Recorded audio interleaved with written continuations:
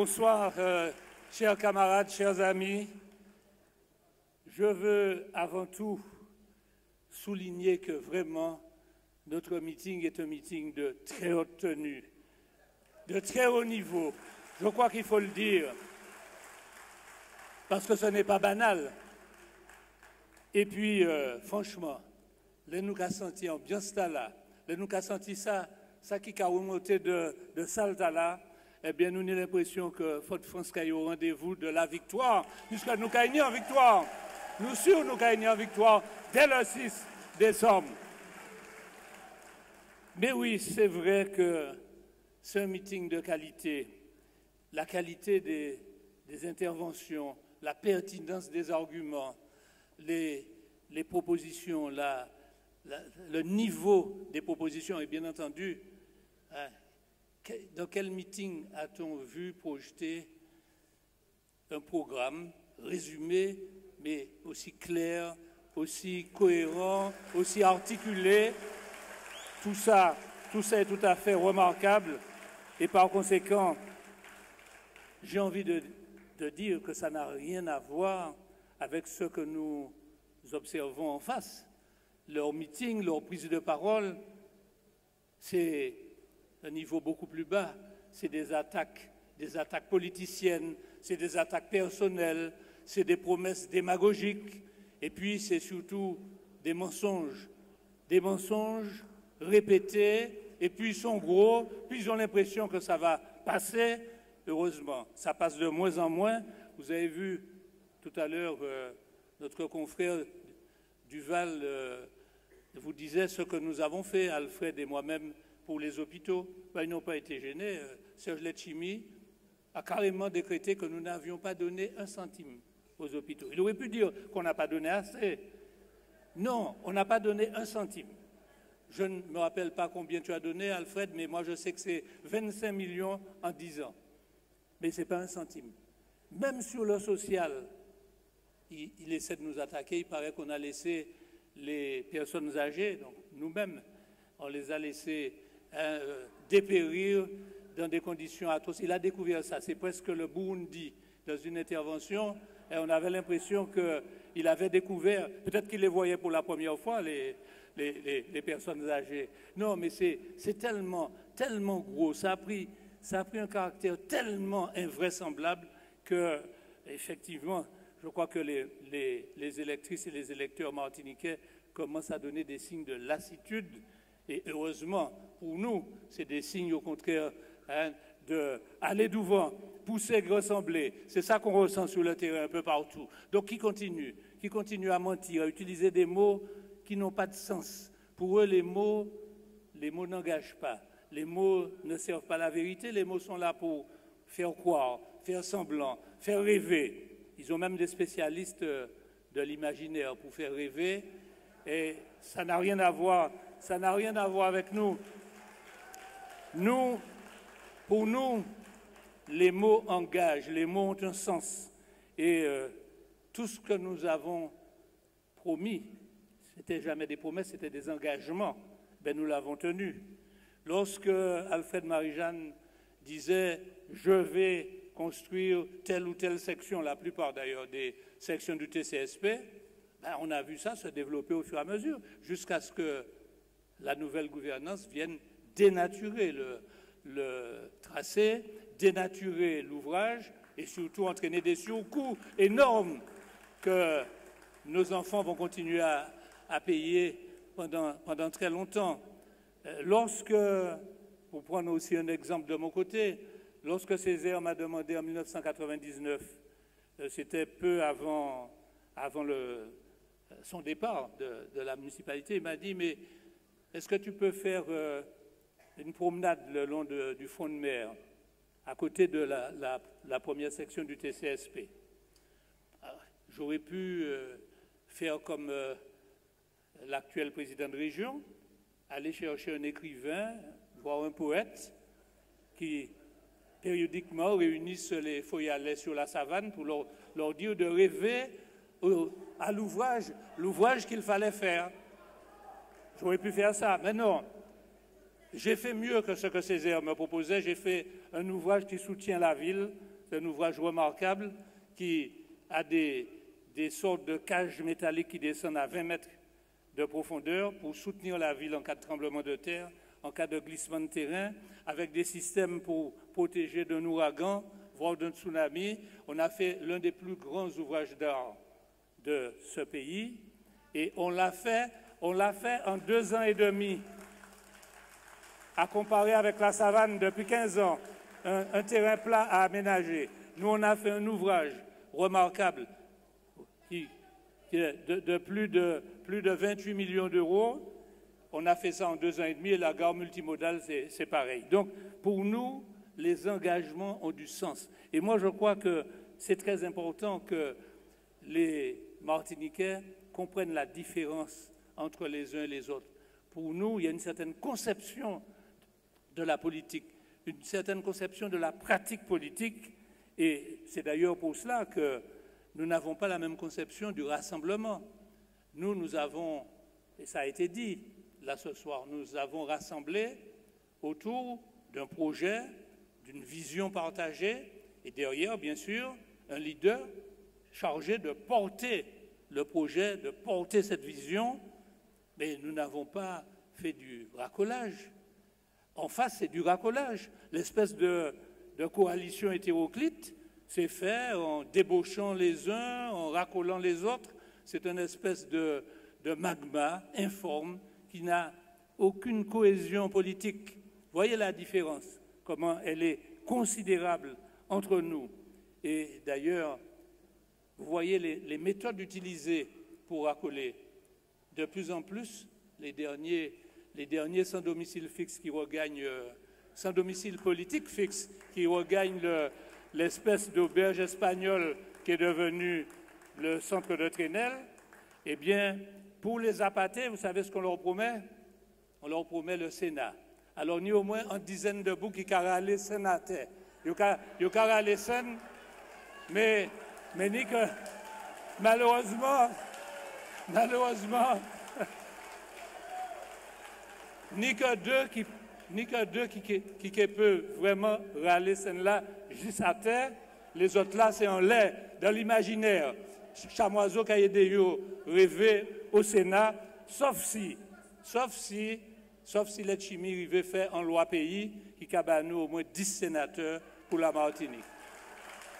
Alors, mes chers amis, il n'est pas étonnant que des gens qui ont cette conception de la politique, qui ont cette conception de la pratique politique, eh bien, échouent dans leur projet. Et par conséquent, il n'est pas étonnant qu'ils aient amené la Martinique dans la situation catastrophique qui a été largement décrite. Je veux rappeler simplement, effectivement, que l'hebdomadaire Capital classe la région Martinique avant-dernière, mais je suppose que mon ami Branchi a vu comme moi une récente étude de l'INSEE qui dit que la Martinique n'a pas retrouvé son niveau d'emploi d'avant 2007, c'est-à-dire avant la crise, bien avant la crise, je ne sais pas si vous vous rendez compte, 2007. Et ça, c'est l'INSEE qui le dit. Par conséquent, lorsqu'il nous raconte que la région est en train de faire exploser le PIB martiniquais,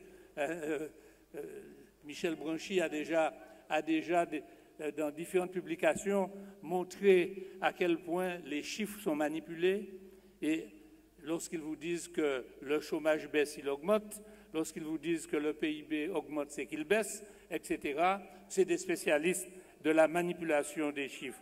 Alors, je ne vais pas, bien sûr, reprendre tout ce qui a été dit sur la situation économique, sur la situation sociale, la situation sociétale, et puis la régression démocratique dont nous sommes toutes et tous victimes.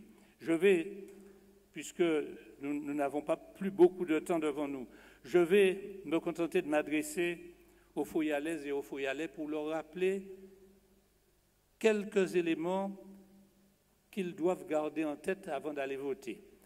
Je veux leur rappeler que lorsque Serge Letchimy a abandonné Fort-de-France en 2010 pour aller à la région, pour devenir président de région, nous avions averti les électrices et les électeurs de Fort-de-France. On leur avait dit, vous ne pouvez pas voter pour quelqu'un qui abandonne la ville. Et puis surtout, qui a le bilan que vous savez. Et on leur avait dit quoi? Moi, je me rappelle, en intervenant, je leur disais, quand Césaire a quitté en 2001, j'étais troisième adjoint au maire à l'époque, donc je sais de quoi je parle, il y avait un encours de dette de 156 millions d'euros, qui était, vu la situation de la ville, par rapport à maintenant, c'était rien.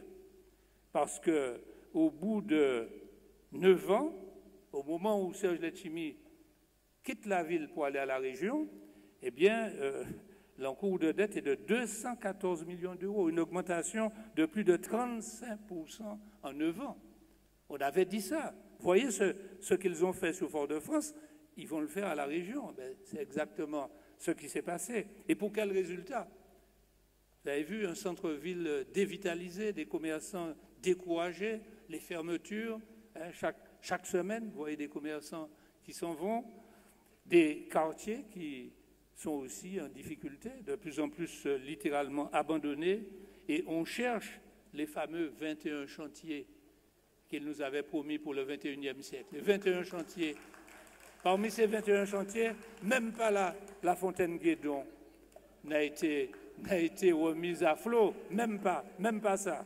Et la Savane, c'est vraiment un élément emblématique de l'incapacité du président de région à achever des travaux. Je pense que c'est un champion de l'inachèvement durable, parce qu'on va lui donner ce label-là. Et par conséquent, il ne fallait pas s'attendre à ce qu'il fasse mieux dans ses promesses de 17 zones d'activité économique. On les cherche, il y en a 2 qui commencent à poindre à peine. Donc en fait, je dis que les Foyalais, ils étaient avertis. Et c'est pour ça que je voudrais qu'ils fassent très attention cette fois. Ils ne vont pas commettre l'erreur une deuxième fois.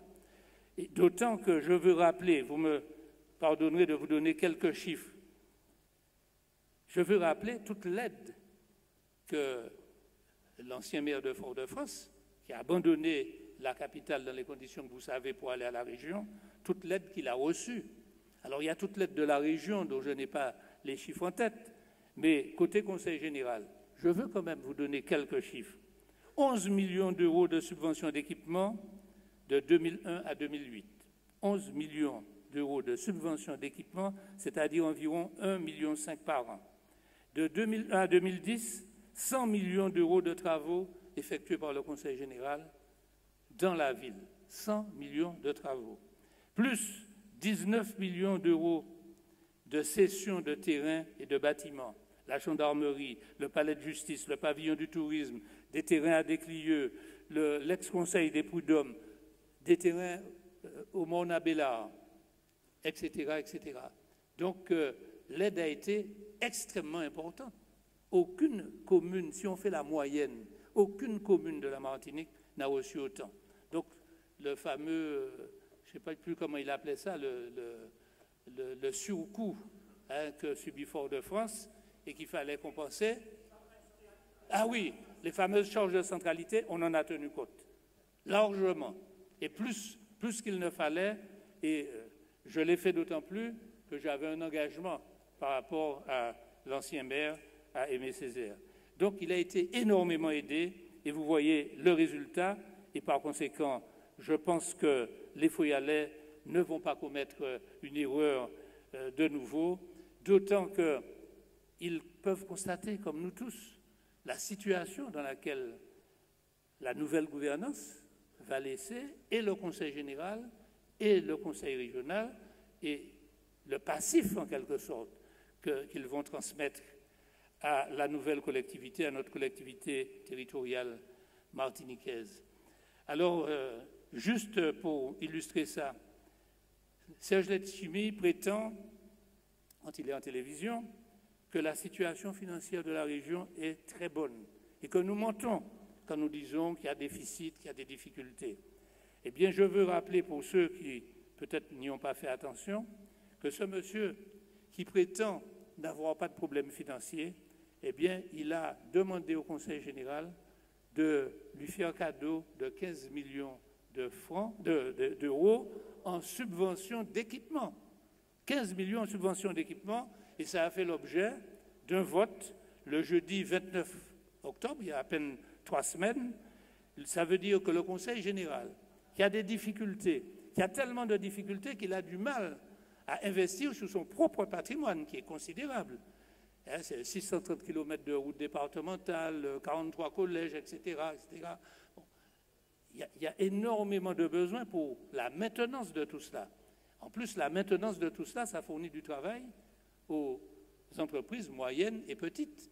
C'est l'occasion de faire travailler le bâtiment. Ce que nous avons comme objectif, là, le BTP durable, sur le patrimoine du Conseil général, on peut alimenter énormément le BTP durable.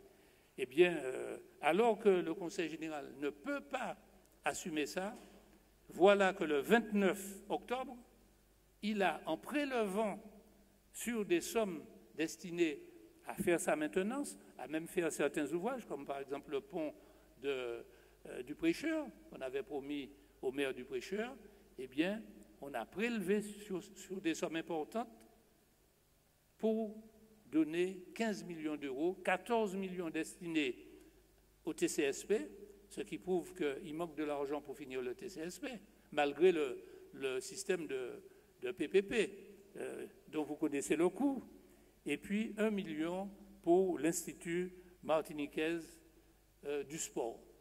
Et c'est d'autant plus scandaleux, mes chers amis, que le Conseil général a dû faire 2 emprunts pour pouvoir financer cela, plus toute une série de virements de crédit.